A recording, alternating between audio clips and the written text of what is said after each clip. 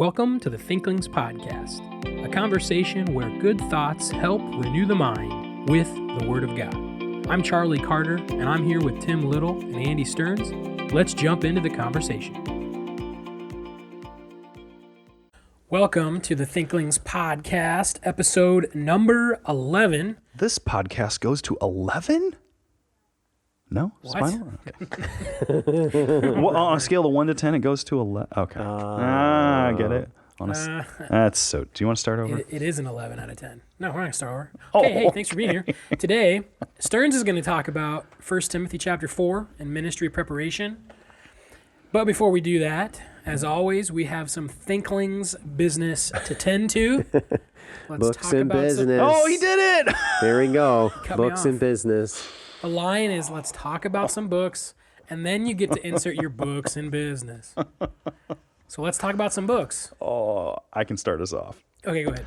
So I teach apologetics, and I got a book to review from Zondervan called Cultural Apologetics by Paul Gould.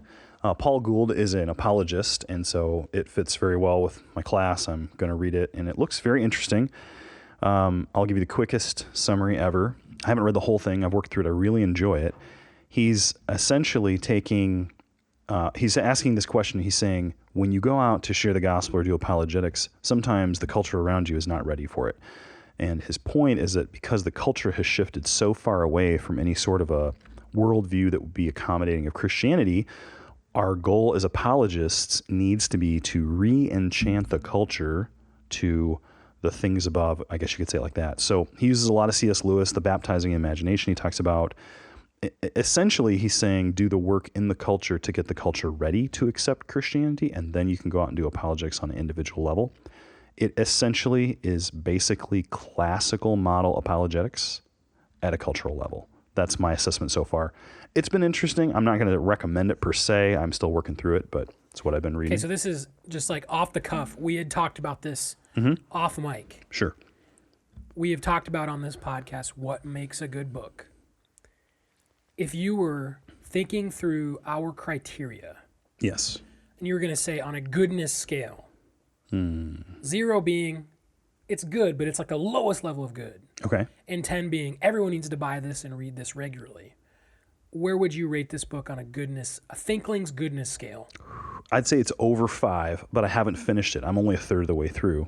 I would say it for this reason. I'm presuppositional, so I like classical and I like evidential, but I like it in the context of everyone already knows a God exists and they're rebelling, Romans chapter 1.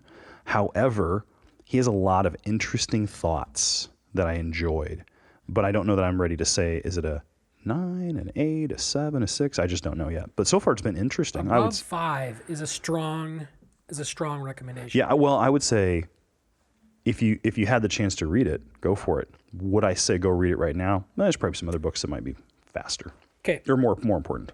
I'm going to jump in next, and I'm not going to talk about a book. I'm going to talk about something I have written. Ooh. Both of the other Thinklings have heard this before. Well, they haven't really heard it, What are you but they have seen it before. What are you reading? Decaf Discoveries is the name of This is good. the name of the poem. I was reading a book about writing. We've mentioned it before, Wilson's Wordsmithy, and it motivated me to read, or motivated me to write. Stumbling all over my words, which is a great thing to happen right before you read something that you wrote. Yeah, Why it is was supposed to be funny. Why is it decaf discoveries? I mean, don't you drink caffeinated? It's the artistic part of it. I needed a deed, and it's Yeah. coffee. Oh, so you're just and alliterating. it's someone who's discovering things. I am opposed to decaf coffee in Yes. principle, That's right. just like I'm opposed But to not in poetry. not in poetry. Yeah, so I'm not consuming it. Okay, so I'm gonna read it. Let's hear it. And it's bad, but it's just, the idea was, just imagine you're sitting in a coffee shop and you're going to start looking around the coffee shop and you're noticing things that are going on. Hence, Decaf Discoveries. Look around the crowded shop and tell me what you see. None other than a motley crop looking for caffeine. The treasures that these people seek are vast and somewhat skewed. For some, a simple cup of tea, but others deeper brews. With frothy beans and dripping leaves, each patron settles in. Each sip a sail filled by the breeze to keep each till the end. First a man, well blessed with age, he has no friends or task. With darkened eye and distant gaze, he quickly drains his flask. Much younger than the aged man, the youthful couple swoons. With drink to share and folded hand, they gather each other's news. Aww. Much louder than the youthful pair chirps the group of hens. Their busyness none others care, but swiftly move their pens. Then all the rest, a quiet bunch, focused on their screens, mining words their brows all crunch, or clicks their eyes all beam.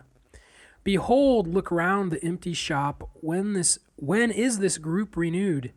Each morning yields a new crop, just make sure the coffee's brewed. Ooh, I like that. Ooh.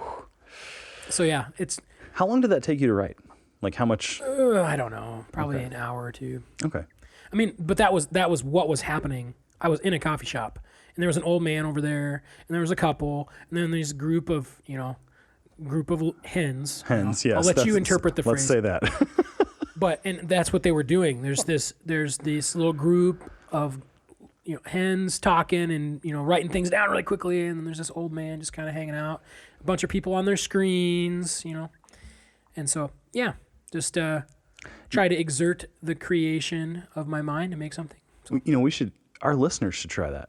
Listener, you should try writing a poem this week. And try to write a better coffee poem than Charlie did. And you can email that to us. Yes. At thinklingspodcast@gmail.com.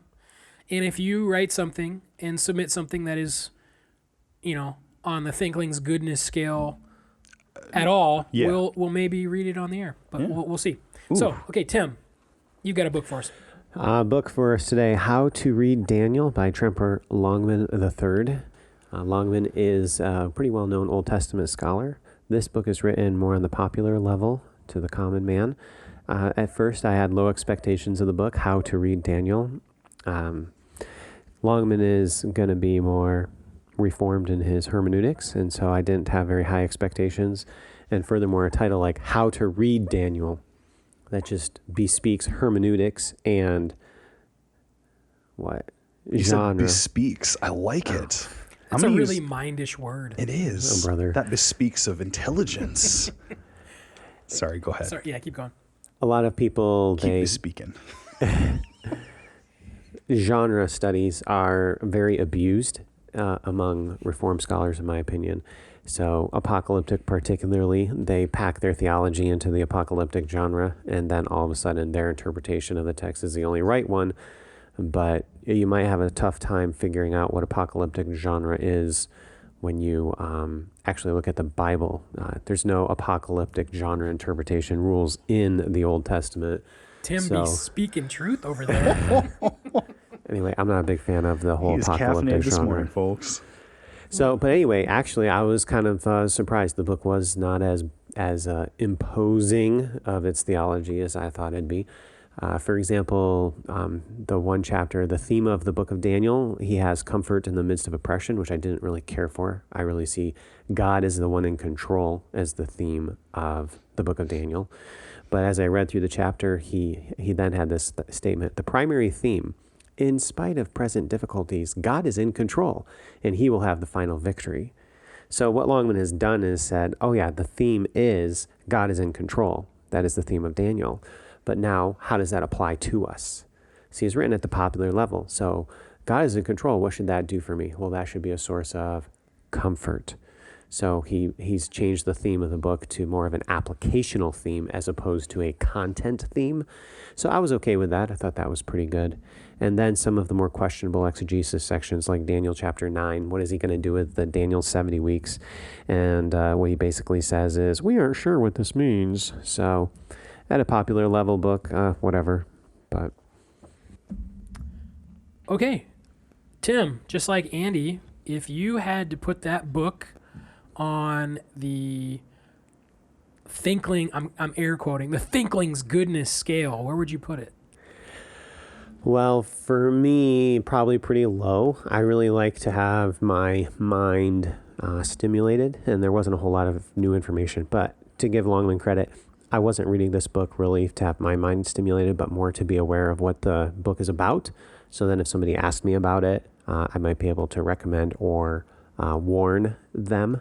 So I would probably put it at like a 2 or a 3 to the average layman. I think they might make it like a 5 or a 6. I think it'd be kind of helpful. They just have to understand Longman's theological background position. And just to clarify, the goodness scale necessitates that we find goodness in it. It's not a ranking as in like 5 is Bad.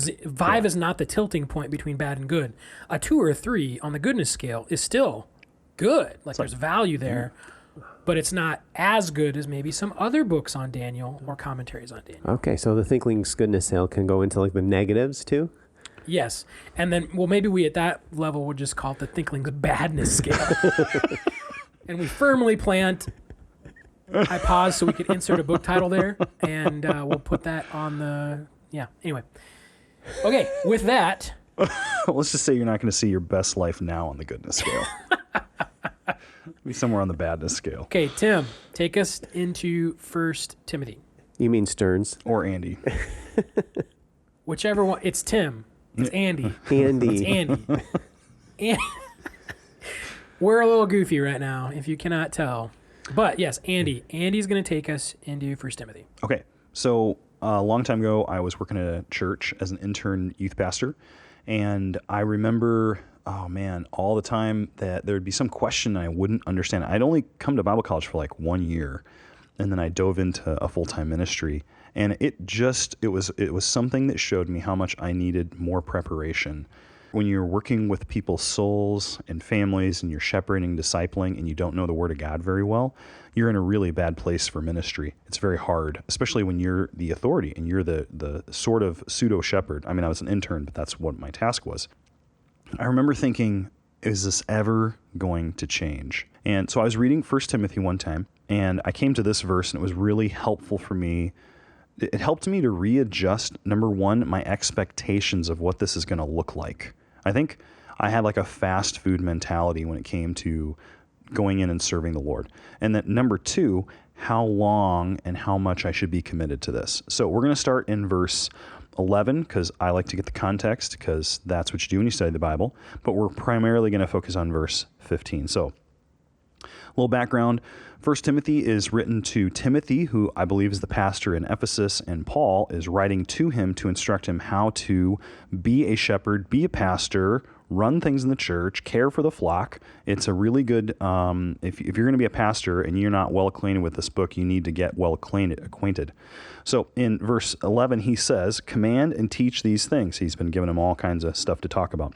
Verse 12, let no one despise you for your youth, but set the believers an example in speech, in conduct, in love, in faith, and in purity. I'm going to stop. This is not my point, but I want to say this really quick because I can't not say it. It's not that people can't look down on you because you're young. Paul's saying, don't let that be a reason they look down on you. So it's not that if you are younger in ministry and someone says, yeah, you're only like 25 or whatever, it's not that they can't say that. It's that you should act so mature that they would never think of saying that. You should be so much more mature and so much more godly that it would never cross their mind to say, yeah, I don't know about you. You're kind of young.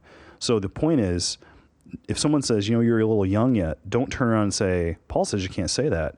You should actually behave in such a way where they can't say that or they wouldn't say that. So not the point, but that's a really good little nugget there for you. Verse 13, until I come, devote yourselves to the public reading of Scripture, to exhortation, to teaching.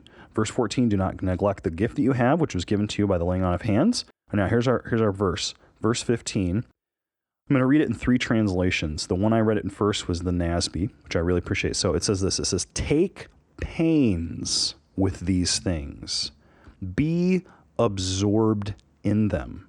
Why? So that your progress will be evident to all. So Timothy's living the ministry life. He's serving God. He's trying to grow in his ability to serve God as a shepherd. And Paul says, take pains with these things. So I thought, I'm going to look that word up. Well, let me read it in 2 other translations first. The ESV says this, practice these things. Immerse yourself in them so that all may see your progress. Well, maybe think that's a little bit different than the NASB, so there must be some word here that the translators are having a hard time bringing across into English in an adequate way. So here's what the New King James says. Meditate on these things. Give yourself entirely to them, so that your progress may be evident to all. So I think the key thought here is that Paul is urging Timothy to grow in his ability to serve the Lord. And I think that application, while we're not all pastors, I think we all need to grow in our ability to serve the Lord. We sometimes get this idea that Christian growth is, I don't know that we would ever say it like this. I don't think any of us would think this, but we kind of have this idea that if everything's going well, it's probably going to feel easy. And if we do something and it feels hard, then something must be wrong. Something must not be right.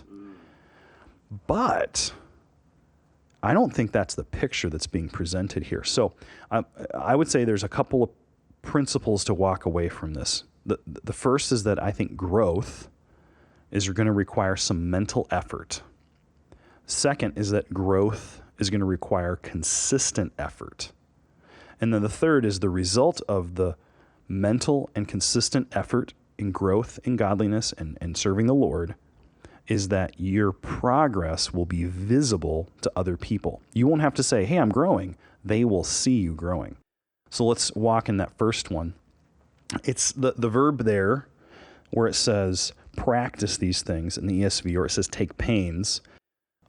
It's a verb in Greek that means to care, or to improve something by either care or by study. Care or by study. So a long time ago, this is going to surprise my two co-hosts here, I was in Taekwondo. I actually got up to a green belt. There's no one who should be afraid of me at all. But I improved in that. How did I improve in that? By practicing it, by going long hours to this. And it wasn't even like I tried that hard. Now, growing up, I'd watch plenty of ninja movies, and I'd try to do ninja things. And it was terribly embarrassing. I'm glad like home videos weren't around as much. I mean, do you still try to do ninja things? No, unless it's grab my coffee mug that's falling, and then I try to move as fast as humanly possible. Of course. But no, I generally don't. Unless my son's like wrestling with me. And usually if I do, I pull a muscle and it's not good. Yikes. You guys are so old. Well, I've had 11 29th birthdays, Charlie. So Amen. That's a lot of 29th I birthdays. have not yet had my first, but I will. Well, as one who's had 11, it's coming. So I looked up, I'm tracing this word down because the other definition you can find for it is to fix your mind on something, to think about it, to meditate upon it, and to practice or to think, or it seems like contrary ideas. So if you look at the whole family of words, some of them mean meditate, and then later they talk about caring, like having cares. So when it says like that guy's full of cares, or he's anxious or worried, the idea is almost, not exactly, almost like care about this that much. The point here, though, is that you're giving a lot of mental focus to the thing that you're doing. Now, just pause really quick here. If you are preparing to serve God, and to our students at our school who are preparing for ministry, this is directly applicational. But to all of us who are trying to live out Romans 12:1 and 2, to all of us who volunteer at church and try to disciple one another and try to share the gospel and try to build one another up, this is going to take effort. It is not something that just comes naturally. And I think that's the idea we get. You have to spend time in the Word, spend time thinking, spend time praying, and spend time talking to other believers. And so if you want to grow, it's not something you do by yourself. It's not something you do with no effort. And that's actually the next word. I would say that growth requires consistent effort. This is the coolest part. So all the translations use a different term for that second verb. They say either, NASB says be absorbed. Now, when I think of that, I think like a sponge that's soaked up a bunch of water. ESV says immerse yourself in. It's like I'm wading into a pool and the water's up to my neck. Okay, I'm immersed in it. The New King James says give yourself entirely to it, like you're fully giving yourself over to it. The Greek verb is literally just be. It's a command to be. So you could literally say, be in these things. Like your whole existence should revolve around these things. Man, that is a really convicting statement. So think about this. Like many Christians are like, yeah, I'm going to be a Christian. Yeah, I'm going to do the Christian life. But there's like me time, or there's like this part of my life that I get to do. And for the one who's living the life of ministry, there's no space for you not to be seeking to serve God, to grow in your walk with Christ. And I would say that since the pastor is an example to all, those who are not in full-time ministry, you need to consider how much your life is being about ministering to God and how much you've reserved back for yourself. The really cool part about working at a Bible college is, and we've all experienced this, we see freshmen come in various states of sanctification. That's how we'll say it. We'll say that. And we have the privilege of expending some serious effort, seriously, working with those students, going through the deep waters with them. I'm thinking of one or two in my mind who, as a freshman, we started meeting, and they were their own bird, their own person. It was like, if you'd met me as a freshman, I was a mess. I was a mess. And we watched them for 4 years devote themselves, take pains with their studies, with their sanctification, walking through these difficult issues. And senior year comes, and the progress in their walk with Christ is evident. So the encouragement is that if you're trying to walk the Christian life and it feels difficult, don't let that deter you. That's biblical. It should. It should Yeah. be. It should feel difficult. It is. Yeah. The war against the flesh and the spirit is a war. It's a battle. So I guess what I would say is that helped me to think that way. It helped me to think this is going to be effort, this is going to be hard, this can be work, but that's okay. That's fine. Yeah, that's really interesting. I had never noticed. I was looking at that verb there. It's isthi.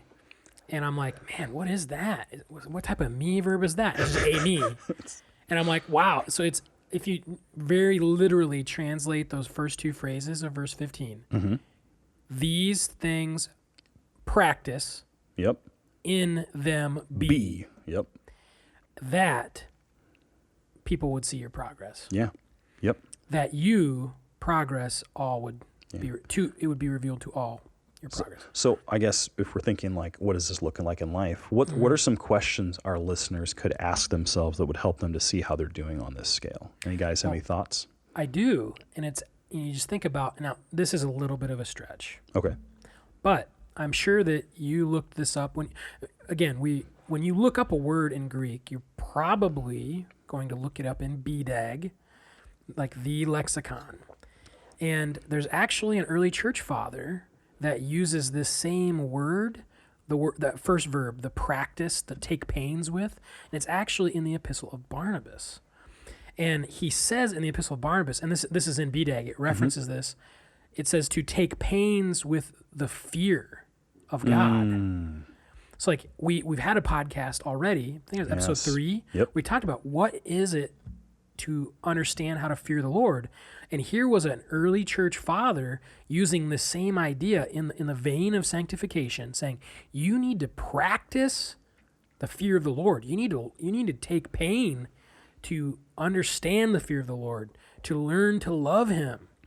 And and that's not like a concrete thing that someone does, but insert that. If you haven't listened to that podcast, go back and listen to it. It's an intellectual thing where I have to learn something about the Lord, and then it's what I learn that then drives my affections. And so that would be a way we put this into practice. We learn to fear the Lord would be a way that I take pains to make progress. That's good. I was just looking at the Epistle of Barnabas as well.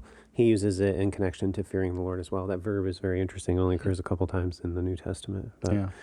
But yeah, that's I don't really have a whole lot to add. The Christian life: take pains, work, and do it. Actually, if the command is practice these things and be in them, you could reverse that as an application meditation. What are you currently practicing? What are you currently taking pains with? And then if someone were to look at your life and say, this is what you are being in, what would their answer be? And that actually might be, since we're often saying, don't let the conversation stop here, like you have this with your friends, maybe this is something you get into the scriptures and you ask yourself, what do I practice habitually? Like, what's the thing that I do? And then what is the thing that would characterize me? ask that to a friend who knows you well. What would they like? And have them be honest with you. You're shaking your head here. You want to? Yeah. Well, as you were that phrase, be in this thing, these things. There's a professor that used to teach Intro to Bible Study. Ah, yes. Now Andy teaches that. But when I was a student at Faith, it was Dr. Cole who taught Intro to Bible Study. And for most freshmen, that was the very first class that they had at Faith. 7 a.m., Monday, Wednesday, Friday, Introduction to Bible Study. And I could clearly say I was not ready for that class. Oh, it was so good. I was not ready for that material. Yep. Just in a maturity level. I was, and there's something that he said the first day, and he said often. He would always say, "Be here now." Yes. And you think about the propensity for a college student to be everywhere else. They want to be home. They don't want to be in class. They want to be taking a nap. They want to be having fun, but they don't want to be in Yes. this thing that they need to be in. They need to be a student, and they need to be here to do that. And that's not just a student academically, but be a student of the Word. Yes. You need to be here. You need to be existing in these things for them to be profitable for you. And that's maybe a removal of the desires that want to take you somewhere else. Yeah, if you think about this, Timothy's calling by God is to serve him full time, but God has a different plan for each of our lives. So you could actually broaden this out to what is the thing God's calling you to be in? And you might say, well, how do I know? Well, there's a couple of things. Number one, are you married? If you're a listener and you're married, then guess what? Your ministry is to be in your marriage. So don't give it no time. Don't be distracted. Don't be taken away from it. Be in it. Be in learning to be a spouse that's a godly spouse. What if you're a parent? Be in as a parent. Don't always be dodging responsibilities. Maybe you're like, I just got to wait until they're 18 and then I can be free. No, take the effort, take the pain to get in the Word and see what a biblical parent looks like. You could do that with any number of vocations that you have in life. And I think if you're doing those things to serve the Lord, the application is the same. Well, a lot to think about there. And we hope that this has challenged and encouraged you. We'll see you next time on the Thinklings podcast. Thank you for listening to this episode of the Thinklings podcast. We would love to hear from you. If you have any feedback, suggestions, or potential topics that you'd like us to discuss, you can contact us through our email, thinklingspodcast@gmail.com. Remember, don't let this conversation end with this podcast. Read good books, talk about them with your friends, and always continue to cultivate your mind. See you next time on the Thinklings podcast.